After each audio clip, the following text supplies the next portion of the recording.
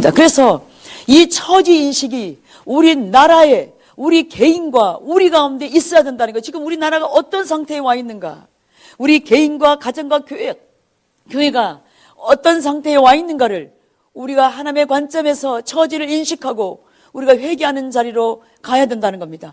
하나님은 애통함으로 하나님께 울부짖는, 하나님 나를 용서해 달라고, 우리의 죄악을 용서해 달라고 기도하는 그 무리들을 찾고 계시고 그들 가운데 하나님의 눈길이 함께 계시기 때문에 그렇습니다. 여러분, 우리가 이런 하나님의 뜻을 가로막으려고 하는 거대한 음모 가운데 우리가 이것을 막아서지 못하고 우리의 문제만을 위해서 하나님께 나아간다면 하나님이 과연 그 기도를 들으시겠냐는 겁니까? 이거는 아니라는 겁니다. 우리가 이게 무너지면 우리가 전체가 우리가 무너지기 때문에 그렇습니다. 그래서 우리가 지금 하나님 우리 가운데 이 한계를 우리 개인과 교회와 나라 가운데 주시는데, 문제는 우리가 우리의 본성이 뭐냐면 이 한계 가운데 왔음에도 불구하고 우리가 하나님을 찾는 자리에 가지 않는다라는 게 우리가 문제가 있습니다. 적당하게 찾다가 안 되는구나, 해도 안 되는구나 하고 우리가 그냥 낙심해버리고 그냥 주저앉는다는 거예요. 그러다 보니까 해결이 안 되는 거죠. 그렇기 때문에 주님, 내가 할 수 없기 때문에 주님이 필요하다는 이 절박함이 우리 가운데 인식이 돼야 된다는 겁니다. 그래서 주님을 찾아야 된다는 거예요. 우리가 주님을 찾으면 내가 너희를 만나주겠다고 하셨잖아요. 내가 너희 가운데 임하겠다고. 제가 일부 예배 때 말씀을 드렸는데, 우리가 주님을 찾아도 집중적으로 찾지 않고 대충 찾다가 주저앉는다고 딱 이 말씀을 하는데, 제게 어떤 그림이 보였냐면 그 시골에 소똥 있잖아요. 소똥에 사람이 갑자기 퍽 주저앉는 그림이 보였어요. 그냥 단순히 나는 우리가 하나님을 찾지 않고 주저앉는다라고 나는 이렇게 말씀을 전했는데, 성령께서 내게 뭘 보이시냐면 너희가 주저앉는다는 의미가 뭔 줄 아느냐, 마치 소똥에 너희들이 그냥 주저앉아버리는 것과 같다. 여러분, 똥은 뭡니까? 사단입니다. 사단이 우리를 주저앉히는 거예요. 우리가 일어나지 못하도록, 하나님을 찾는 자리에 못 가도록 우리를 주저앉혀서 그 자리에 놔둬버리는 거예요. 근데 우리는 그 자리에 그냥 널브러져 앉아 있어요. 여러분, 그게 소똥 가운데, 그 똥 가운데, 돼지 똥 가운데 앉아 있으면 우리에게 염증이 생기고 냄새가 나고, 그것이 우리한테만 냄새가 나는 것이 아니라 그 냄새를 풍기게 되는 거죠. 영향력을 미치게 되는 거죠. 내가 못하니까 다른 사람 가운데 영향을 미치는 겁니다. 우리가 아니란 가운데 있으면 그 영향력이 다른 사람 가운데 미치는 겁니다. 그래서 우리가 이번 집회 가운데 목사님과 제가 너무나 회개했습니다. 우리가 이런 자리에 앉아 있었구나. 그래서 우리가 오이코스 리더들이 침체되어 있고, 리더들이 침체되다 보니까 오이코스가 침체되어 있고, 전체 가운데 이게 침체된 게 지금 우리의 문제구나. 그래서 하나님 앞에 회개하고 여러분께 용서를 구합니다. 그래서 여러분 기도해 주십시오. 목사님과 저를 위해서 기도해 주시고, 전도사님을 위해서 기도해 주시고, 리더들을 위해서 기도해 주십시오. 리더가 죽으면 교회는 다 죽습니다. 그런데 기도가 없이는 우리가 일어날 힘이 없습니다. 왜냐하면 사단은 끊임없이 우리를 주저앉히거든요. 일어나지 못하도록, 하나님의 뜻을 이루지 못하도록, 하나님의 뜻을 성취하는 자리를 가지 못하도록 우리를 다양한 방법으로 여러 가지 환경과 상황 가운데 묶여놓고, 우리에게 감정과 낙심과 좌절 가운데 우리를 있게 하고, 게으름과 나태한 가운데 있게 하고 우리를 주저앉힌다라는 겁니다. 주저앉힌다는 게 뭐예요? 똥에 앉는 거예요. 그래서 사단이 나를 묶고 있다는 거예요. 전혀 저는 알지 못했는데 아침에 말씀을 전하는데 이것을 비추셨어요. 주저앉는다는 게 단순한 게 아니구나. 이건 사단이 우리를 완전히 나를 묶고 주저앉히는구나. 그럴 때 우리가 예수의 이름으로 일어나기라, 예수의 이름으로 나는 일어서리라라고 선포하고 우리가 나아가야 된다는 겁니다. 여러분, 선포가 얼마나 강력하냐면 우리가 우리 입술에는 권세가 있다고 그랬어요. 우리가 예수 이름으로 내가 선포하여 나아갈 때 성령님이 거기에 뒷받침하십니다. 반대로 내가 부정적인 말과 부정적인 생각과 판단 가운데 있을 때 그 사단이 내 영을 완전히 장악해버리는 거죠. 내가 예수의 이름으로 일어나서 이제 설 것이다. 내가 그동안 너에게 주저앉아 있었지만 내가 더 이상 너한테 주저앉힘을 받지 않을 것이야. 나는 이제 너를 내가 박차고 너를 예수님을 깨뜨리고 예수님의 능력으로 내가 일어날 것이라고 우리가 서야 합니다. 아멘. 그래서 우리가 이 선포 기도가 매우 중요합니다. 여러분, 성경 읽을 때 소리내서 읽을 때 훨씬 더 깨달아져요. 왜냐하면 내 영이 듣거든요. 눈으로 보고 듣고 깨닫는 거예요. 여러분, 설교 말씀을 들을 때 아멘으로 화답하십시오. 저번에 제가 그 감동이 아멘으로 화답할 때 너희의 심령이 깨어나는 역사가 있을 것이다. 근데 사단은요, 아멘 하지 못하게 해요. 왜냐하면 이건 선포거든요. 아멘은 선포예요. 하나님 말씀이 진리입니다라고 내가 선포하는 거예요. 그것을 받아들이는 거예요. 근데 사단은 그걸 못하게 하는 거예요. 그러니까 우리가 주저앉는 거예요. 여러분 가운데 그것이 하나님의 진리라고 그것이 받아들여진다면 아멘 하십시오. 그래서 우리의 심령이 깨어나야 합니다. 이제는 우리가 방어막이 있는 것이 아니라 이제는 진취적으로 나아가야 할 때인 것 같습니다. 이번 집회를 통해서 하나님이 그것을 우리에게 말씀한 것 같았습니다. 그래서 우리가 이 상황 가운데 지금 해야 될 게 가장 우선적인 것이 뭐냐면 우리가 우리의 주저앉는 그 자리에서 똥을 씻어버리고 다시 말하면 사단의 그 방해를 예수 이름으로 파하고 주님의 능력을 의지하여 우리가 주님을 찾아 나아가야 된다는 거죠. 사단은 왜 끊임없이 우리를 주저앉힙니까? 주님을 찾을 때 우리의 삶에 놀라운 능력이 임하기 때문에 그렇습니다. 우리의 삶에 회복이 임하기 때문에 우리의 삶 가운데 하나님만이 할 수 있는 역사가 일어나고 억압이 끊어지고 자유케 되는 역사가 일어나기 때문에 하나님을 경험하는 자리에 가기 때문에 우리를 끊임없이 주저앉힌다는 거예요. 환경 가운데 낙담하게 만들고 좌절하게 만들고 게으름과 나태한 가운데 낙담하게 만들고 사단이 이런 짓을 하고 있습니다. 근데 우리가 거기에 부안대동해가지고 거기에 반해야 되겠냐는 거죠. 그러니까 우리의 삶에 아무런 일도 일어나지 않을 뿐만 아니라 우리는 점점 더 후퇴하는 자리로, 더 이렇게 낙심하는 자리로, 좌절하는 자리로, 안일한 자리로, 영적으로 우리가 태만한 자리로 우리가 가버리게 된다라는 거죠. 그래서 하나님의 부흥을 주게 우리가 이런 상황 가운데 놓일 때, 처하게 될 때 우리에게 필요한 것이 뭐냐면 내가 믿는 하나님이 누구인가를 알아야 합니다. 여러분, 우리가 하나님을 알지 못하는 사람이 너무나 많아요.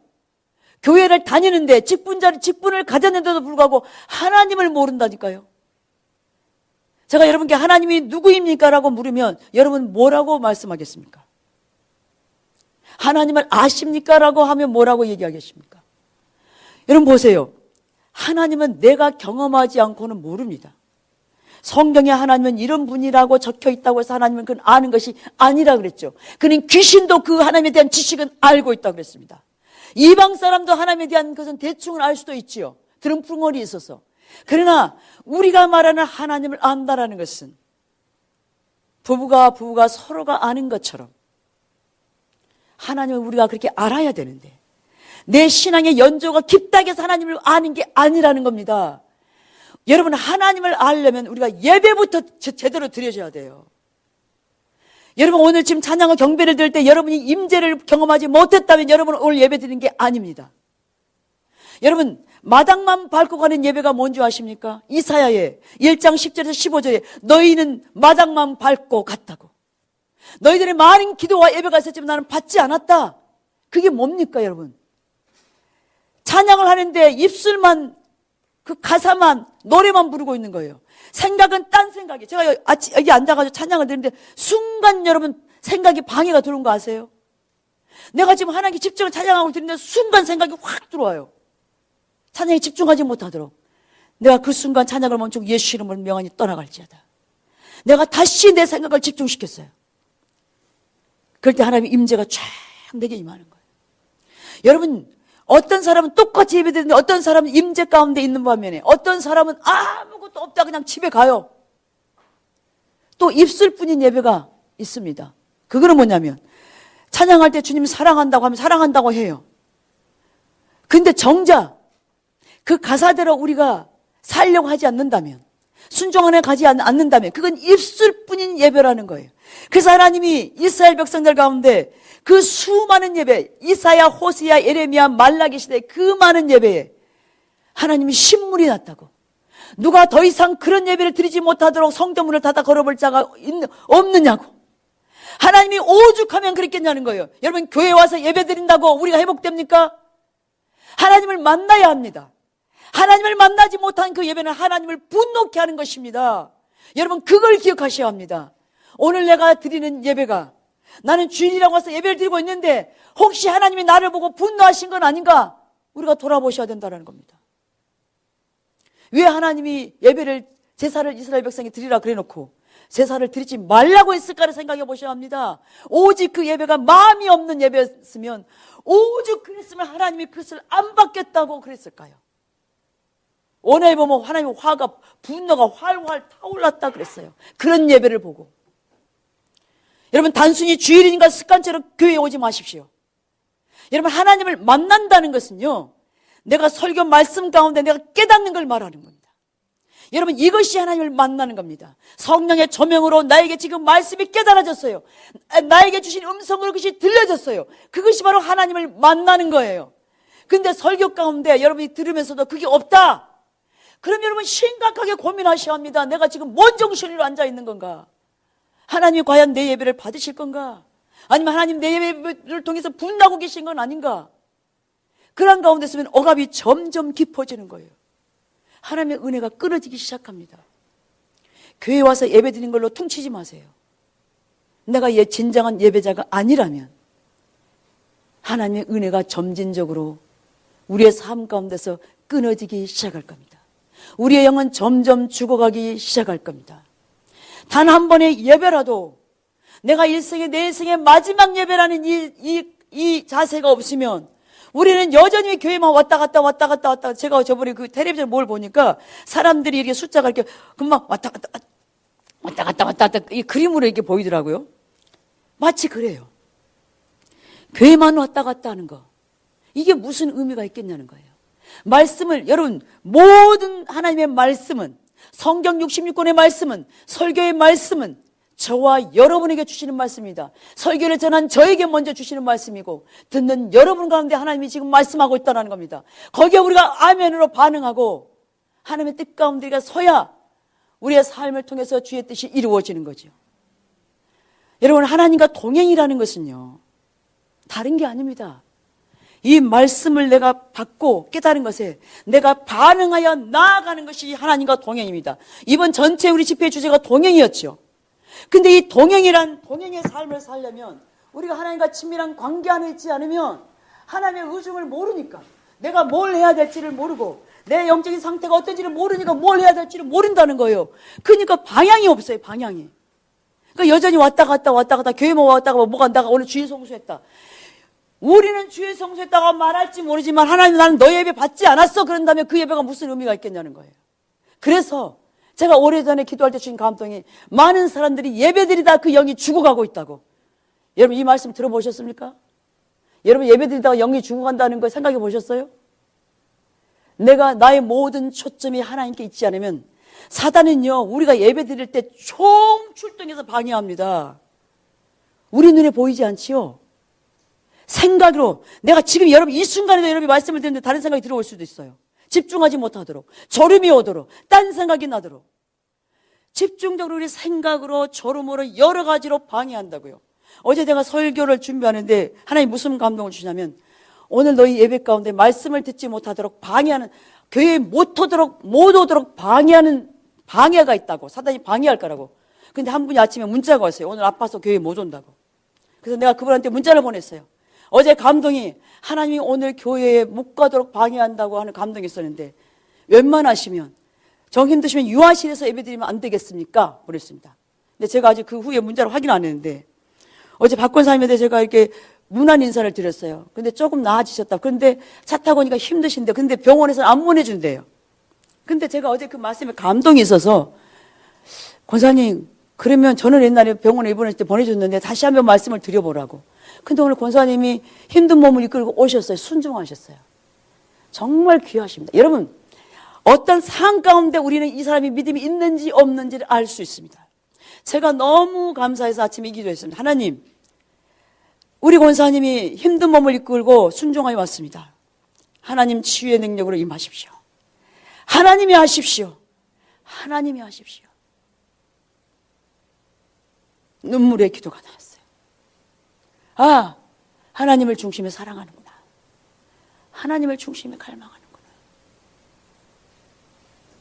우리의 신앙은요, 예배 중심이 되어야 합니다. 어떤 경우에도 여러분 주의를 함부로 여기지 마십시오. 하나님이 주의를 만드셨습니다. 예배 받기 위해서, 우리를 통해서 영광 받기 위해서. 함부로 드리는 허접한 예배가 아니라 우리의 온 마음을 다해서 우리를 위해서 아들을 십자가에 내어주신, 우리를 살리기 위해서 자기 아들을 죽이시면서까지 우리를 사랑하신 그 하나님의 사랑을 우리가 조금이라도 안다면 우리의 예배가 달라질 것입니다. 하나님께 대한 우리의 마음이 달라질 것입니다. 우리의 자세가 달라질 것입니다. 예수님은 기꺼이 죽기까지 순종하셨지요. 아버지의 뜻을 성취하시겠어요. 예수님이 죽으실 때 불평하며 죽으셨겠습니까? 오늘날 제가 기도하는데 주님의 그 사랑에 너무나 감사했어요. 기도하는데 저한테 주신 감동이, 나는 너를 위해서 기쁨으로 죽을 수 있었다. 왜냐하면 내가 죽음으로 너를 살릴 수 있었기 때문에. 제가 부모가 돼 보니까 하나님의 마음을 조금이라도 알 것 같아요. 자식을 사랑하는 그 마음, 자식을 위하는 그 마음이 얼마나 큰지, 자식이 이렇게 회복될 수 있다면 부모는 어떤 희생이라도 치르고 싶어하는 그 마음, 나를 살리기 위해서 주님은 기쁨으로 죽으셨구나, 우리가 상상할 수 없는 그 고통을 당하시면서 주님은 기쁨으로 하나님의 뜻에 순종하셨구나. 여러분, 우리가 이 하나님의 사랑과 십자가의 은혜를 조금이라도 안다면 우리의 예배 자세가 달라져야 합니다. 주님을 향하는 우리의 마음이 달라져야 한다고요. 우리가 주님 앞에 최선을 다하지 못하면서 문제 해결해 달라고, 내 문제 해결해 달라고, 이게 가당치 않은 얘기입니까? 주의를 함부로 범하지 마십시오. 정말 피치 못한 사정이 아니면 예배를 소홀히 여기지 마십시오. 예배에 그냥 오지 마십시오. 자칫하면 하나님을 분노케 하는 예배가 될 수 있습니다. 예배는 하나님과의 만남인데 그 예배 가운데 내가 하나님을 못 만나고 있다, 그건 시간 낭비입니다. 아무런 의미가 없습니다. 기억하십시오. 오히려 내 영이 죽어가고 있다는 거죠. 그래서 하나님은요, 너무 좋으신 우리 아버지입니다. 십자가의 그 사랑을 생각하면 하나님이 얼마나 좋으신지 이해가 될 겁니다. 사랑이 얼마나 많으신가. 나를 위해서 기쁨으로 죽으실 수 있는 그 하나님, 세상에 누가 나를 위해서 기쁨으로 죽겠습니까? 하나님 외에는 없습니다. 나를 살리는 게 기뻤대요. 당신의 고통을 그걸 이길 수 있었대요. 근데 그 하나님은요, 너무나 신실하시고 좋으시고 우리에게 좋은 걸 주기를 기뻐하십니다. 제가요, 오래전에 삼일교 선교회 어떤 이제 사람을 기도하고 있었어요. 기도를 해주고 기도 사역을 해주고 있었는데 컨퍼런스 기간 같아요. 근데 그분을 위해서 이렇게 기도를 해주는데 그분이 너무 삶이 이게 힘든 거예요. 막 억압에 묶여 있고. 근데 하나님을 찾는다고 해도 잘 안 돼. 근데 제게 이렇게 뭐가 그림이 그 사람을 위해서 기도를 해주는데, 하나님 내가 너 사랑한다고, 하나님 이렇게 찾기를 원하는 것 같아요. 하나님께 가까이 나오기를 원하는 것 같아요. 근데 이만한 손이 저한테 그림이 보였어요. 손이 딱 여기까지만 보였어요. 근데 제가 이게 하나님의 손이구나. 근데 그 하나님의 손에 뭐가 들려있냐면 선물 상자가 예쁘게 포장을 해가지고 리본을 예쁘게 딱 묶어가지고 딱 그걸 들고 계시는 거예요. 그러면서 두 가지로 제게 비춰줬어요. 하나는, 내가 너에게 이 좋은 선물을 주고 싶었는데 너는 지금 이걸 받지를 못하구나. 너의 상태가 나를 찾지 않기 때문에 내가 너에게 이걸 줄 수가 없다. 또 하나는, 너가 만일에 나를 집중적으로 찾으면 내가 이 좋은 것을 너에게 주마. 그러니까 나를 찾으려무라. 여러분, 우리가 이런 상태일 수 있습니다. 하나님은 저와 여러분 가운데, 우리 교회 가운데 이 놀란 은혜의 선물을 예비하고 있는데 우리가 하나님을 찾지 못함으로 그걸 못 받을 수 있고, 또 하나는 우리가 오늘 말씀처럼 처지를 인식하고 회개하고 돌이켜서 주님을 찾는 자리로 갈 때 하나님은 그 선물을 우리 가운데 안겨주실 거라는 거예요. 아멘이십니까? 하나님은 이런 분이십니다. 우리에게 좋은 걸 주기를 기뻐하시는 아버지이시라고요. 우리를 지금 그 자리로 하나님이 초청하고 계십니다. 이번 집회에 이길수 목사님이 부흥을 예비하라는 그 주제를 준비했다 그랬잖아요. 근데 막상 와서 보니까 이게 아니구나. 부흥교회가 지금 한계 가운데 와 있구나. 그럼 이 한계를 돌파해야 되는구나. 그래서 지금 이번 주제를 바꿨잖아요. 큰 주제는 동행인데 처지를 인식하고 우리가 회개하고 복음을 믿는 믿음으로 나아갈 때 이 한계를 돌파해야 우리가 주님을 찾는 자리로 가잖아요. 돌파한다는 건 주님을 찾는 거잖아요. 주님을 찾아야 궁극적인 부흥이 임하니까요. 우리 각자가 지금 해야 될 것이 뭐냐면 내 상황과 내 앞에 놓여있는 한계를 돌파해 나아가야 되는데 그건 다른 사람이 누구도 해줄 수가 없어요. 우리는 1대1로 그렇게 주님 앞에 나아가야 한다는 겁니다. 이것이 될 때 우리는 그 주님의 선물을 우리 가운데 받을 수가 있을 것입니다. 그러나 주저앉아 버리면 우리는 똥에 주저앉은 거예요. 이제 더 이상 내가, 여러분 생각하자, 주저앉는다는 것은 다른 게 아니구나. 똥에 주저앉아 있는 거, 사단에게 내가 묶여 있는 거구나. 내가 그 더러운 곳에 더 이상 있을 수가 없어. 이제 내가 나아가야 되겠다고 우리가 스스로 그렇게 결단하여 서기를 주님의 이름으로 축복합니다. 그래서 첫 번째는 처지 인식하는 것이 우리가 매우 중요하고, 내 영적인 상태가 지금 어떤 건가, 내가 어떤 상황 가운데 놓였고 내가 지금 뭘 해야 되는가 보는 게 중요하고, 두 번째는 믿음으로 의롭게 되는 과정을 살펴보겠습니다. 왜 우리가 하나님의 길로 안 가고 하나님을 대면하여 찾지 않습니까? 믿음이 없어서요. 믿음이라는 게 뭡니까? 하나님이 어떤 분인지, 예수님이 어떤 분인지를 알아야 우리가 신뢰가 되잖아요. 그분을 믿게 되잖아요. 근데 그분 자체를 모르는 겁니다. 교회만 왔다 갔다 하니까. 내가 경험됨이 없어요. 여러분, 하나님을 경험하는 삶의 헨리 블랙카이 목사님이 하나님의 성품에 대해서 44가지를 써놨어요. 다양한, 하나님은 신실하시고 사랑의 하나님이고 공의의 하나님이고 우리를 이루하시는 하나님이고 우리의 방패가 되시고 우리를 도우시고 우리를 제가 거기 체크를 했어요. 내가 경험한 하나님 과연 몇 가지나 되는 건가? 이 다양한 44가지로 소설하지만 더 많은 하나님이 나올 수 있어요. 우리가 경험한 만큼.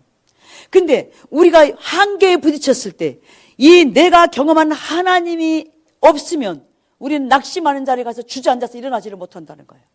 근데 내가 만난 이 하나님이 있다면 우리는 그 하나님을 추구하여 찾는 자리로 우리가 나아가게 된다는 거예요. 제가 지금 위에 안 가니까 화면에 안 나오니까 다 서가지고 지금 예. 그래서 여러분, 우리가 하나님을 모르니까 하나님을 찾는 자리로 더 안 가는 거예요. 부흥의 가장 방해가 뭐냐면 불신입니다. 불신. 하나님을 불신하는 게 부흥의 걸림돌이라고 그랬어요. 왜 불신합니까? 모르니까요. 하나님을 모르니까요. 그러니까 여전히 어떻게 해요? 나를 의지해, 나를. 내 자신을 의지해. 내 지혜, 그동안 과거에 해왔던 것, 그걸 못 내려놓고 여전히 그걸 의지하여 내가 있다라는 겁니다. 근데 이게요, 여전히 나를 못 내려놓고 나를 의지하잖아요. 그럼 어떤 일이 일어나냐면 하나님이 뒷짐을 져버려요. 그래? 너 아직 너 지혜로 네 방법으로 해보려고 하니? 너가 이렇게 한계에 와 있는데도 불구하고 나 안 찾아? 그래, 그러면 너 힘으로 너 한번 해봐라. 절대 하나님의 손을 먼저 내밀지 않습니다.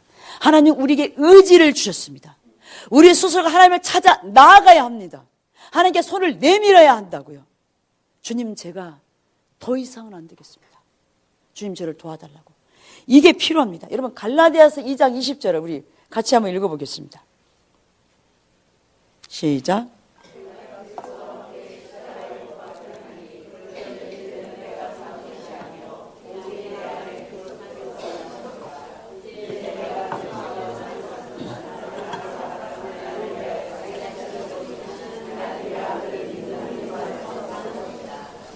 아멘. 제가 이거를 메시지라는 성경이 있습니다. 거기서 써놓은 걸 그대로 한번 읽어보겠습니다. 나는 그리스도와 나를 완전히 동일시했습니다. 정말로 나는 그리스도와 함께 십자가에 못 박혔습니다. 이제 내 자아는 더 이상 내 중심이 아닙니다. 나는 더 이상 여러분에게 의롭게 보이거나 여러분에게 좋은 평판을 얻고 싶은 마음이 없습니다. 나는 더 이상 하나님께 좋은 평가를 얻어야 한다는 강박관념도 없습니다. 왜냐하면 그리스도께서 내 안에 살고 계십니다. 여러분이 보는 내 삶은 나의 것이 아니라 나를 사랑하시고 나를 위해 자기 목숨을 내어주신 하나님의 아들을 믿는 믿음으로 살아가는 삶입니다. 하나님의 아들을 믿는 믿음으로, 자기의 목숨을 나를 위해 십자가에 내어주신 하나님의 아들을 믿는 믿음으로 사는 삶이라는 거예요. 이게 바로 믿음으로 의롭게 되는 삶입니다. 나는 이 삶을 저버리지 않을 것입니다. 바울이요, 주님만 철저하게 의지하는 것을 자기한테 지금 우리가 고백하고 있습니다. 내가 얼마나 주님을 의지하고 있는지. 이게 바로 믿음으로 의롭게 발견된 겁니다. 내가 오직 믿음으로만 십자가에 달리신 예수 그리스도, 나를 위해 십자가에 달리신 예수 그리스도를 믿는 믿음, 믿음으로만 나는 의롭게 될 수 있구나. 이것이 발견된 거죠. 여러분, 부흥회 책에 보면 부흥회 때마다 믿음으로 의롭게 되는 것이 재발견된다 그랬죠. 우리가 기도하면서 하나님을 찾으면요, 하나님의 관점이 보이고 하나님의 관점으로 환경이 보인다고 그랬어요. 하나님의 관점으로 문제가 해석이 된다고 그랬어요. 근데 하나님 안 찾으면 내 관점으로 해석을 해요. 내 문제를, 내 상황을. 그러니까 내가 결론을 내려버려. 내가 이렇게 결정을 내려버려. 그럼 하나님의 뒷받침이 없다라는 겁니다. 하나님은 기다리세요. 그거 아니야. 나에게 물어봐. 어떻게 해야 되는지를. 그러면 우리는 그게 하나님 찾는 것이 힘드니까, 귀찮으니까 그냥 내 방법으로 해버리니까 여전히 하나님의 어떤 역사를 우리가 경험하지 못한다는 겁니다. 그래서 우리가 하나님의 부흥이 오기 전에 믿음으로 이 재발견됨이 다시 보였는데, 여기에는 또 뭐가 포함이 되냐면 내 안에 어떤 선한 것도 없고 온전함도 없고, 그래서 주님만이 온전하시고 거룩하시고 의롭다, 이것이 더 깨달아진다는 것입니다. 이런 것들이 깨달아져야 부흥의 시발점이 된다는 거죠. 그것이 깨달아지면 우리가 어떻게 합니까? 주님을 찾는 자리로 우리가 나아가겠죠. 여러분, 우리 안에 능력이 있습니까? 병을 고치는 능력, 문제를 해결할 능력, 우리 가운데 없습니다. 물론 어떤 단순한 것은 그럴 수 있지만, 근데 주님만이 하셔야 되는 그 능력이 우리 가운데 없다라는 겁니다. 그래서 주님이 우리 가운데 오셔야 되고, 다른 대안이 없기에, 내 삶과 가정과 교회와 이 나라 가운데 다른 대안이 없기에 우리가 주님이 오시지 않으면 안 됩니다라고 절박하게 찾는 그 자리로 하나님이 지금 우리를 이끌어 가신다는 거예요. 우리의 육신의 질병도 내가 고칠 수가 없어요. 주님이 하셔야 돼요. 치유의 능력으로 임하시고, 내가 은주자매를 기도할 때 주님, 이 딸을 살려주세요. 의사도 할 수가 없어요. 주님의 치유의 능력 되시잖아요. 주님이 그 딸을 방문해 주시라고, 주님이 그 딸을 만져주시라고, 그 딸을 살려달라고. 우리 안에 이 절박함이 있어야 합니다. 그 마음이 있어야 합니다. 내가 할 수 없게, 세상에 사람들이 할 수 없어요. 주님이 오셔야 된다고요. 그래서 예수 그리스도를 믿는 믿음으로 우리가 하나님을, 은혜를 신뢰하는 자리로 우리가 서야 된다는 겁니다. 마가복음 1장 15절, 오늘 본문 말씀이 이르시되 때가 찼고 하나님의 나라가 가까이 왔으니 회개하고 복음을 믿으라. 먼저는 회개하고, 때가 찼대요. 지금 하나님의 나라가 우리 가운데 임했어요. 하나님 나라는 천국이라고 하기도 하고 구원이라고 하기도 하고 영생이라고 하기도 해요. 다 같은 의미예요. 근데 때가 찼대요. 지금 하나님 나라가 임했기 때문에 우리가 해야 될 게 뭡니까? 먼저 회개하고 내가 복음 가운데 굳건히 서고 그 복음을 믿으라는 거죠. 예수 그리스도를 믿으라는 거죠. 이 세 가지 단계가 우리에게 지금 필요합니다. 이 회개는 뭐냐면, 내가 몇 가지를 잘못했는 걸 회개하는 것이 회개가 아니라, 이 죄의 뿌리에서부터 내가 단절하기 위해서, 그걸 잘라내기 위해서 주님을 찾고 구하는 자리로 나아가야 된다는 거예요. 여러분, 주님을 찾지 않으면 우리가 회개가 됩니까? 안 됩니다. 주님을 찾는 자리에 가야 내 죄가 보여요. 내 문제가 보여요. 내가 얼마나 심각한지를 보인다고요. 근데 주님을 안 찾으면 내가 괜찮은 사람인 줄 알아요. 내가 별 문제가 없는 것 같고, 내가 조금만 고치면, 이 부분만 수리하면 나는 괜찮은 사람으로 우리 착각을 할 수 있다는 거예요. 근데 그게 아니라니까요. 우리는 아담적인 본성으로, 우리는 태어날 때부터 우리는 죄악 가운데 태어났어요. 그래서 우리가 잘 안 바뀌어요. 주의 은혜가 아니면, 주님이 우리를 만드시지 않으면 우리는 회복이 안 되는 그런 사람입니다. 그래서 우리는 주님이 필요하다니까요. 이것이 보여져야 주님을 찾아요. 자, 그래서 올바른 회개가 되려면 세 가지가 있습니다. 자신의 상태를 먼저 올바로 아는 데서 출발해요. 근데 자신의 상태를 알려면 어떻게 한다고요? 주님을 찾아야 된다고요. 주님을 찾아야 나한테 빛을 비춰서 보게 해요. 내가 얼마나 심각한 죄인 걸 깨달아서, 그리고 나는 영원한 지옥 가운데 죽을 수밖에 없는 죄인인데도, 하나님의 진노 아래 놓인 자였는데도 예수 그리스도의 십자가의 그 보혈의 공로를 의지하여 하나님의 그 사랑과 예수님의 은혜로 말미암아 내가 구원받은 자인 것을 우리가 알아야 된다는 것이죠. 이것을 알아야 올바른 회개가 첫 번째가 돼요. 두 번째는, 그러므로 내 자신에게는요, 문제를 해결할 능력이 없음을 깨달아야 돼요. 그래서 절실히 주님이 필요해요. 여러분, 우리를 보세요. 우리의 교만함, 우리가 얼마나 교만해요. 여러분, 교만한 것은 내가 교만하다고 말하지 않아도요, 이 교만함이 이게 느껴지잖아요. 저도 얼마나 교만해요. 막 저한테서 교만함이 막 느껴지잖아요. 우리의 막 무지함, 우리가 남보다 내가 좀 낫다고 생각하는 것들 말하진 않지만 비교하면서 또 자랑할 것도 없는데 막 자랑해. 그것도 아무 건더기도 아닌데도. 그러면서 우리가 수없이 그런 죄들이 우리 가운데 있잖아요. 그런 죄의 모습을 보면서 우리가 얼마나 이 천박한지, 얼마나 수치스러운지 하나님의 관점으로 우리를 봐야 돼요. 하나님의 관점으로 안 보이니까 내 천박함을 못 보는 거예요. 내가 얼마나 수치스러운지를 못 보는 거예요. 그 죄악 때문에 수치스럽고 천박한 모습. 제가 오래전에요, 저는 천박하다는 단어를 떠올리면 그 술집 여자들이, 일하는 여자들이 생각났어요. 근데 성령님이 비춰주시는 게 너의 죄의 모습, 죄를 너가 보지 못하고 죄가 내가 얼마나 심각하지를 못하면 죄가 있는 사람이 천박하다. 하나님 눈에는 그 천박한 거예요. 그러니까 하나님 안 찾으면 우리 말이나 행동이나 감정이 천박하잖아요. 근데 우리는 그걸 몰라요. 몰라. 이 모르는 게 문제라는 거예요. 눈이 가려가지고 못 본다니까, 우리의 모습을. 제가 어느 날 주님과 데이트를 하는데 주님이 엄마의 큰 하얀 세마포를 입고 걸어가세요. 제 손을 잡고. 근데 저는 너무 작아요. 근데 제 모습을 보니까 제가 너무 천박한 거예요. 그 거룩함은 어떻게 내가 표현을 못하겠어요. 아, 이게 거룩함이다라고 내가 정의를 못 내리겠어요. 근데 딱 느끼니까, 아, 주님이 너무 거룩하시구나. 근데 내 모습은 너무 천박한 거예요. 내가 회개하고 내가 주님의 신부인데, 신랑 대신 내 예수님은 이렇게 거룩한데 하나님, 내 모습은 이렇게 천박합니다. 하나님, 제게 은혜를 부으시고 큰 길을 베풀어 주십시오. 그러면서 제가 이렇게 가는데 어느 순간 제가 세마포 옷이 입혀지면서 주님과 키가 같아지면서 내가 이렇게 머리에 화관이 씌워지면서 같이 걸어가는 거예요.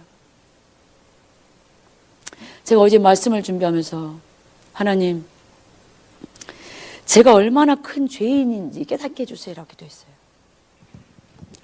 하나님이 비춰주시지 않으면 제가 여전히 피상적인 것에 머물러 있는데 제 모습을 보게 해달라고 기도했어요. 근데 제가 1995년도에 제가 로마서를 이렇게 쭉 읽었어요. 1장 28절부터 끝까지 쭉 읽는데 거기에 죄들이 한번 띄워줘 보세요. 로마서 1장 28절 32절. 거기에 여러 가지 죄들이 다 열거가 되잖아요. 근데 뭐에서 제가 딱 걸렸냐면 무자비한 자라. 아, 나는 무자비한 자가 아닌데. 하나님, 나는 여기에 나는 해당이 안 되는 것 같습니다. 그랬어요. 그리고 예배를 드리는데 하나님 환상을 확 열면서 제가 얼마나 무자비한 자인가를 보이셨어요. 제가 예수님을 채찍질을 가지고 예수님을 치는데요, 저는 지금도 그게 너무나 선명해요. 여러분, 채찍에는 갈고리가 이렇게 달려있잖아요, 이렇게. 근데 예수님을 제가 다른 로마 병정이 아니에요. 제가 채찍을 내리치고 있는데 하얀 뼈가 딱 드러나는 거예요. 살이점이 떨어지면서. 그리고는 제가 가시관을 제가 예수님 머리에다 그냥 씌우는 게 아니라 팍 제가 눌러버리더라고요. 예수님 머리에다가. 바로 피가 줄줄줄줄 흐르는 거예요. 제가 예수님의 손과 발에 못을 박는데요, 그 예수님의 피부가, 그 촉감이 너무너무 거칠어지는 거예요. 너무 거칠어요. 제가 그 짓을 하고 있는 거예요.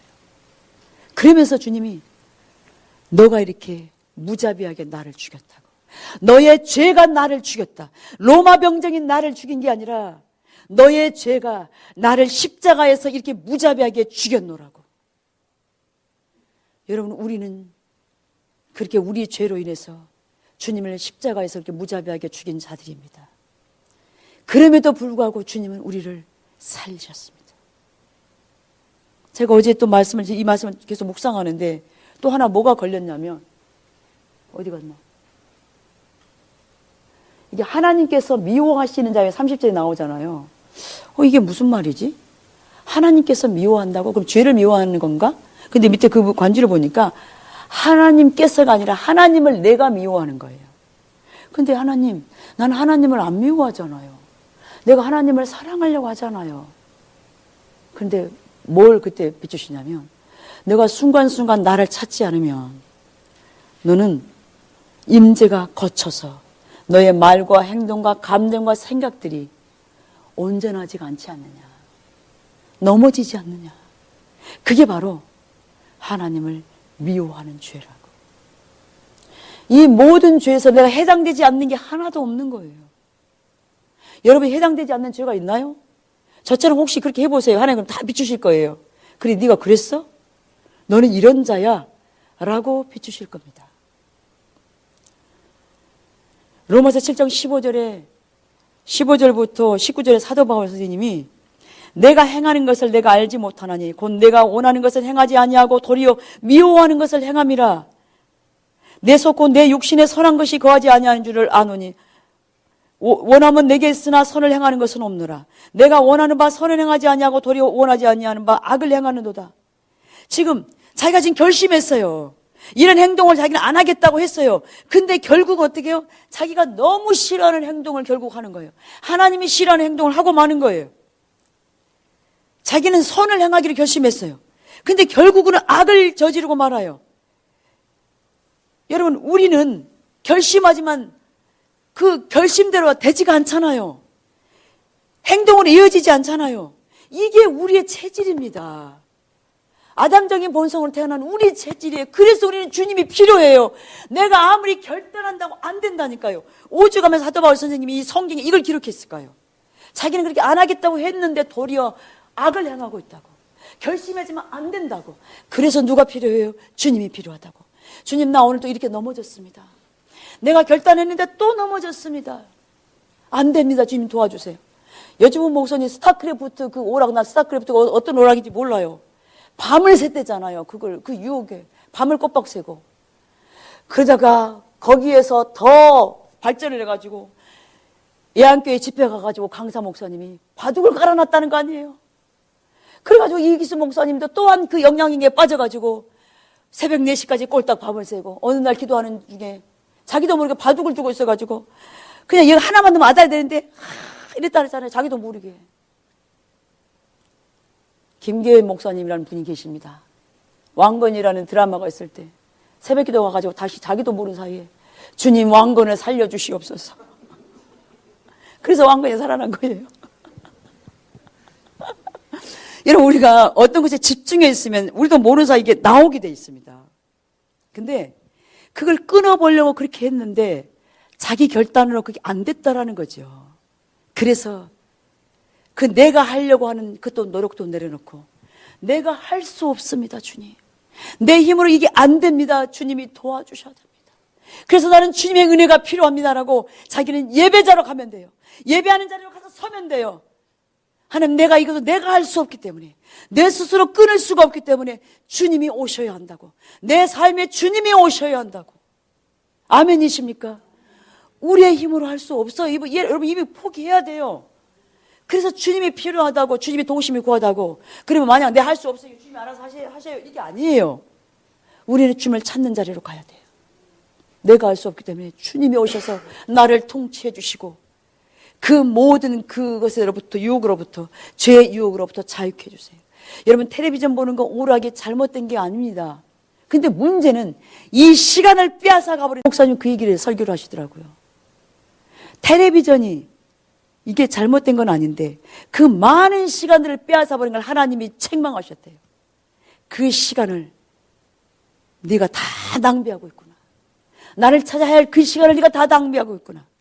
단순히 이게 텔레비전만 아니에요. 여러분, 게임도 될 수 있고 여러 가지로 될 수 있어요. 그게 우리의 시간들을 많이 잡아먹고 있는데 그 뒤에 사단이 있다라는 거예요. 하나님을 찾지 못하도록. 근데 우리는 거기에 무너져 가고 있다라는 것이요. 여러분이 사도 바울의 고백이 우리의 모습이잖아요.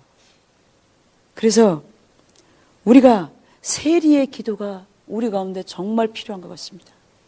세리가 누가복음 18장 13절에 죄인인 자신인 걸, 자기가 죄인인 걸 알았어요. 그래서 하나님의 긍휼만 의지하여 그가 섭니다. 그러면서 이렇게 고백해요. 하나님이여 불쌍히 여기십시오. 저는 죄인입니다. 이 기도가 저와 여러분에게 지금 필요합니다. 하나님, 저를 불쌍히 여기십시오. 저는 죄인입니다. 내 안에 내놓을 게 아무것도 없어요. 그저 주의 긍휼과 은혜만을 구할 뿐이라고. 그래서 회개는 더 이상 내 안에 선한 게 없고 결단해도 안 되고 넘어지는 나를 그래서 계속 쳐다보고 낙심하는 게 아니라, 그러기 때문에 내 힘으로 안 되니까 주님이 오셔야 된다고, 주님이 필요하다고, 주님이 오시지 않으면 나는 안 된다고, 이렇게 절박하게 주님을 찾아 나가는 것이 진정한 회개입니다. 그 회개하는 자리로 가야 그 다음 단계를 나아갈 수가 있으니까요. 회개하는 자리로 가야 그것이 끊어지니까요. 그래서요, 이 가운데 많은 공중에 지금 먼지가 막 떠다니지만 빛이 안 보이니까 모르잖아요. 우리 지금 다 마시고 있잖아요. 마찬가지로 우리가 주님을 찾을 때 주님의 빛이 우리 가운데 오셔서 우리의 문제를 적나라하게 드러내는 거죠. 우리가 얼마나 심각한 죄인가를 우리에게 보이신다는 겁니다. 우리가 얼마나 대책 없는 인간인지, 주님의 은혜가 아니면 우리는 얼마나 초라하고 볼품없는 인간인지 우리를 보게 하신다는 겁니다.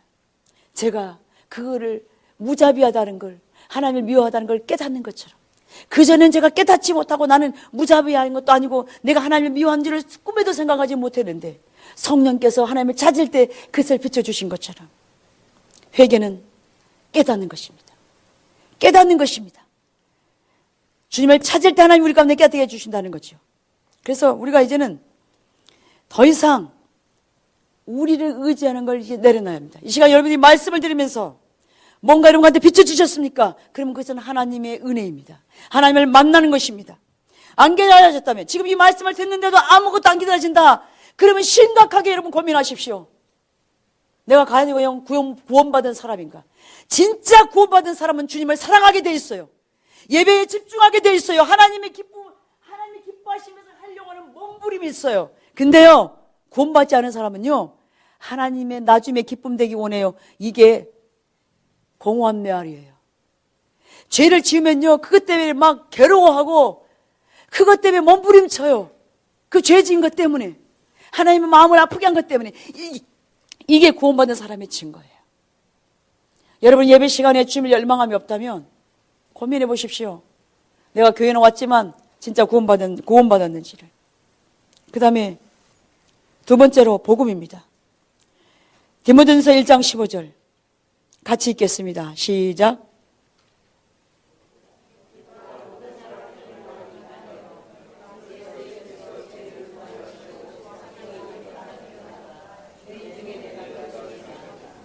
아멘. 여러분, 이 말씀에 동의하십니까? 지금 밑보다는 신실하다는, 하나님은 신실하시다. 예수 그리스도께서 죄인을 구원하시려고 세상에 임하셨다. 아멘이시죠. 그런데 죄인 중에 계신 나를 살리기 위해서 오셨다고. 이게 바로 복음입니다. 그것을 믿는 것이 복음입니다. 나를 살리신, 그리고 예수님이 죄악의 억압 가운데 있었던 나를 자유케 하시고 하나님과 관계가 단절된 나를 자유케 하셨습니다. 그런데 우리는 반복적으로 단절된 관계가 회복돼서 물론 여전히 우리의 죄악을 통해서 그 관계가 여전히 그렇게 단절됐다가 회복되려 하죠. 그래서 우리는 죽는 순간까지 하나님 앞에 갈 때까지 지속적으로 주님을 찾지 않으면 그 죄의 억압 가운데 또 들어가고 하나님 관계가 또 단절되고, 이런 반복적인 삶 가운데 있는데, 중요한 것은 내가 어떻게 하느냐에 따라서 이것이 온전한 그 구원이 성취가 된다는 거죠. 그래서 이 죄의 문제를 이기기 위해서, 해결하기 위해서 소망 되신 예수 그리스도가 오셨습니다. 이분이 바로 복음이라는 거죠. 세 번째, 믿음입니다. 믿는다는 의미가 뭔가? 자기가 죄인인 걸 깨닫는 게 은혜죠. 근데 믿음은 이제 더 이상 나를 기대하는 것에서 나를 다 내려놓고 내 안에 어떤 기대할 게 없으니까 이제는 나의 소망 되신 예수 그리스도를 신뢰하고 그분을 의지하고 그분을 바라보는 게 바로 믿음입니다. 전에는 내 방법, 내 지로 했던 것을 이제는 내려놓는 거죠. 나의 미래도, 나의 죄의 문제도 주님께 맡겨드리는 겁니다. 맡기는 것은 예수 그리스도의 은혜를 내가 받아들인다는 겁니다. 이것이 바로 믿음입니다. 여러분, 우리 모두는 정도의 차이는 있을 수 있지만 다 문제가 있지요. 근데 이때 믿음이 필요합니다. 믿음은 하나님의 말씀에 근거합니다. 하나님은 인격체시고, 하나님은 전능하시고, 하나님은 신실하시고, 우리 아버지이신 거예요. 우리에게 가장 좋은 걸 주기를 원하시는 그 하나님의 성품을 믿고 그 하나님을 바라보는 것입니다. 이것이 바로 믿음입니다. 그래서 진정한 회개와 복음을 믿는 믿음은 아무런 기댈 것 없는 나에게서 눈을 떼어 진정한 구원자 되시는, 소망 되신 주님을 보는 거라고 그랬지요. 그래서 이제 말씀을 맺습니다. 우리 안에 답이 없습니다. 여러분, 이걸 빨리 알아야 훨씬 쉬워집니다. 내가 결단해도 안 돼요. 내가 발버둥 쳐도 안 돼요. 그러면 하나님이 무능력해서 우리를 광야에 두시고 우리를 그 한계 가운데 두었습니까? 우리에게 그 해결할 능력이 없어서 우리를 그 자리에 두었습니까? 하나님은 그 한계 가운데서, 그 척박한 광야 가운데서 너 힘으로 안 되지. 그래서 이제 너는 나를 찾아 나와야 돼. 나를 의지해야 돼. 나에게 물어야 돼. 라고 말씀하는 겁니다.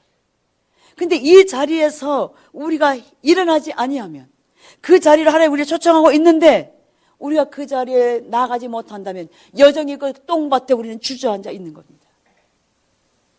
주저앉는 걸 끝난 거 아니라 그랬죠. 거기에 오물이 점점 내 몸을 감싸는 거예요.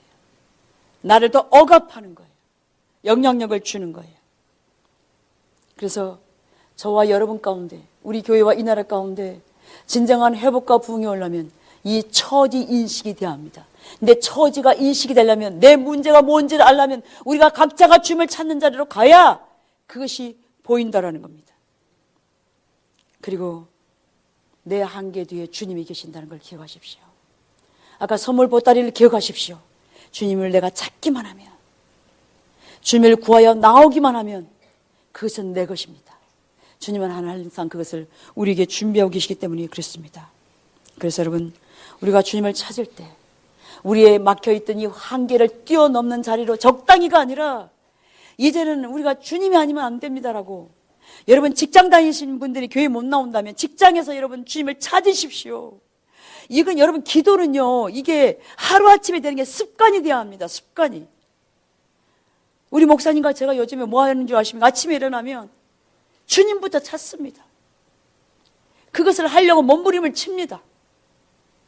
어떤 날은 밤중에 내내 하지만, 어제와 그제는 저는 밤중에 계속 깨워가지고 12시 반에 깨워가지고 제가 5시 반에 잠들었어요. 아침에 2시간 자고.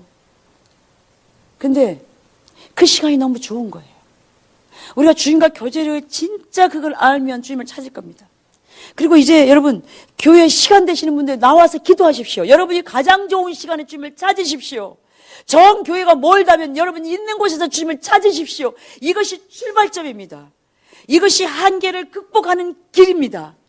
여기서부터 우리가 시작되지 않으면 우리는 똥밭에 주저앉아 있는 겁니다. 우리가 언제까지 똥밭에 주저앉아서 하나님이 우리에게 선물 주시는 것을 우리가 거부하고 있겠습니까? 이제는 찾아야 합니다. 여러분이 좋은 시간에 먼저 와서 경배하십시오. 아무도 없는 그 시간에 마음껏 찬양을 드리십시오. 가사에 마음을 실어서 하나님의 찬사를 드십시오. 여러분, 예배는요, 하나님의 행하신 일에 대해서 찬사를 드리고 하나님을 기뻐하고 하나님을 송축하는 것이 바로 찬양과 경배예요. 이것이 가장 핵심이 돼야 돼요. 가장 먼저 교회에 오면 찬사부터, 예배부터 드리는 거예요. 하나님을 찬사하고 경배 드리는 거예요. 그러면 그런 순간 나도 모르게 그 가사에 내가 빠지고 눈물이 나고 기쁨이 임하고 감사가 임하는 거죠. 그럼 하나님, 내가 무엇이 문제인지를 보기 시작하고 하나님이 임재하기 때문에 내가 무슨 기도를 해야 될지 알게 하고 하나님이 뒷받침하시는 거죠. 이것이 지금 우리 가운데 회복이 되어야 합니다. 이것이 안 되고 하나님 문제 해결해 주세요, 백날의 와, 이게 안 된다라는 겁니다. 이 자리부터 나가야 되게. 우리 모두가 다시 그렇게 이 추수감사절이 돌아오고 있습니다. 연말이 지금 여러분 2달 반밖에 안 남았잖아요. 왜 이렇게 시간이 빠른지. 그만큼 우리가 주님 앞에 설 날이 가까웠다는 얘기입니다. 그래서 저와 여러분, 우리가 다시 재정비하고 우리가 우리의 처지를 인식하고 우리가 회개하고 우리가 복음이신 예수 그리스도를 믿는 믿음으로 주님 앞에 우리의 한계를 돌파하여 서는, 주님을 찾는 저와 여러분 되시기를 주님의 이름으로 축복합니다. 예, 경배드리겠습니다.